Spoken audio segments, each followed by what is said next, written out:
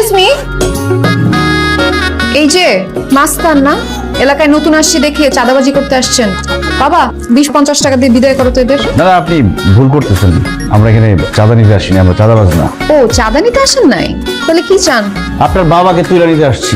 আপনার বাবা একটা 2 নম্বর লোক, সে 2 নম্বর ব্যবসা করে, 2 নম্বর পাইপ দেয় মানুষে, কমপ্লেন আছে। আজকে ধরে নিয়ে হালকা টাইট দিব, যদি কাজ হয় ভালো, কাজ না হলে ঝামেলা আছে। কি বলে ও, তোর পাইপের ব্যবসা আছে? আপনি তাহলে পাইপ খোকন না? বললাম তো না, তোমরা পাইপ খোকনকে খুঁজছো, সে তো আমার পাশের বিল্ডিং এ থাকে।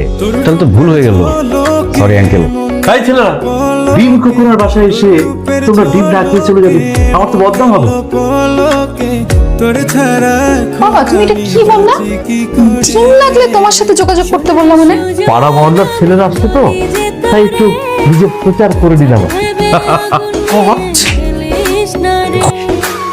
আপনি আবার ভুল করে চলে আসছেন না? জি না, ডিম নিতে আসছি। গতকাল আঙ্কেল বললেন না যে ওনার কাছে ডিম সস্তায় পাওয়া যায়। এইটা আমাদের বাসা, ডিমের আড়ত না। আপনি যদি ডিম নিতে চান, বাবার আড়তে গিয়ে সেখান থেকে ডিম নেবেন, তার সঙ্গে যোগাযোগ করবেন। আচ্ছা, আপনার নাম্বারটা দিয়ে যাবেন? আমার নাম্বার? কেন? না মানে ডিম কিনতে যাওয়ার আগে আপনার কাছে ফোন দিয়ে ডিমের দামটা জেনে নিতাম। আচ্ছা নাম্বার নেন। আপনি যে আমার নাম্বার নিতে আসছেন সেটা সরাসরি বললেই হয়। কিভাবে বুঝলেন? এটা বুঝতে অনেক বুদ্ধি থাকা লাগে না, কমন সেন্স থাকলেই হয়। তুলুন। এই যে সকালবেলা আপনার নাম্বার নিয়ে কতবার ফোন করলাম, ফোন তো ধরলেন না। ধরিনি আপনার বোকামির জন্য। আপনি যে আমার নাম্বারটা নিয়েছেন, আপনার নাম্বারটা কি আমাকে দিয়েছেন? আমার নাম্বার থেকে ফোন আসলে আমি কেন কল ধরবো? ও তাই তো, আমি আর ভাবলাম এত ভাবাভাবির দরকার নাই। এখন আপনি বলেন যে আপনি আমার নাম্বারটা কেন নিয়েছিলেন, ঝটপট বলে ফেলেন। ঝটপট বলতে হবে? আমি আপনাকে ব্যাপারটা খুব সহজ করে দিচ্ছি। প্রথম দেখাতেই আপনি আমার প্রেমে পড়ে গেছেন, এটাই বলতে চাচ্ছিলেন তাই তো? আপনি কি করে বুঝলেন? এটা কোনো রকেট সায়েন্স না। শুনুন, আপনার সম্পর্কে আমার খোঁজ খবর নেওয়া হয়ে গেছে। যে বায়োডাটা পেলাম, ইটস নট দ্যাট ইমপ্রেসিভ।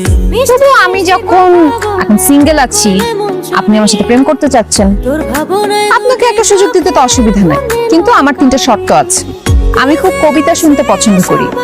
প্রথম শর্ত হচ্ছে, আমার সঙ্গে প্রেম করতে হলে আপনাকে অবশ্যই কবিতা আবৃত্তি শিখতে হবে। আরে কবিতা তো কোনো ব্যাপারই না, আমার তো ছোটবেলা থেকে অনেক কবিতা মুখস্থ। এই যে ধরেন, বাপুরাম সাপুরে কোথায় যাস বাপুরে, আয় বাবা দেখে যা, তারপরে ওই দেখা যায় তাল গাছ, ওই আমাদের গা, ওইখানেতে। চলবে না? না, চলবে না। আমি চাই আমার বয়ফ্রেন্ড প্রত্যেকদিন আমাকে অন্তত একটা করে রোমান্টিক কবিতা আবৃত্তি করে শোনা। কিন্তু বাকি শর্তগুলো? দ্বিতীয় শর্ত হলো, আপনি যখনই আমার সঙ্গে দেখা করতে আসবেন, তখনই আমার জন্য একটা গাছের চারা নিয়ে আসবেন। আর তৃতীয় শর্ত হলো, প্রত্যেকদিন অন্তত একটা করে ভালো কাজ করতে হবে। ঠিক আছে, আমি তাহলে আসি। চলে যাবেন? আপনি কিন্তু আবারও একটা বোকামি করছেন। আপনি এখনো কিন্তু আপনার নাম্বারটা আমাকে দেন নাই, আর আমার নামটাও জানতে চান নাই। আপনি যে বুদ্ধিমতী, সকালে কল লিস্ট দেখে আপনি আমার নাম্বার পেয়ে গেছেন, এটা আমার বোঝা হয়ে গেছে। আর আমি আপনার নাম জানি, জান্নাত, খুব সুন্দর নাম।